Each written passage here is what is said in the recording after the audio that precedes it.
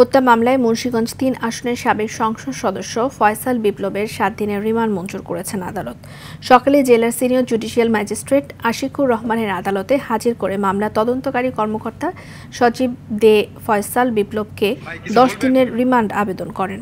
শুনানি শেষে আদালত ৭ দিনের রিমান্ড মঞ্জুর করেন। গত ২২ জুন ঢাকা থেকে গ্রেফতারের পর বিপ্লবকে প্রথমে যুবদল নেতা শামীম হত্যা মামলার আসামি হিসেবে দেখানো হয়। এদিকে বিপ্লবের বিচার চেয়ে বিক্ষোভ মিছিল করেছে জেলা যুবদল এবং ছাত্রদল। গত ৪ আগস্ট মুন্সিগঞ্জ শহরে বৈষম্য বিরোধী আন্দোলনের সময় ত্রিমুখী সংঘর্ষে শ্রমিক মোহাম্মদ সজল সহ ৩ জন নিহত হন।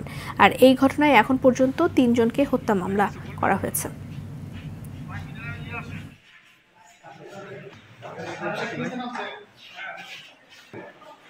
কিছু বলবেন?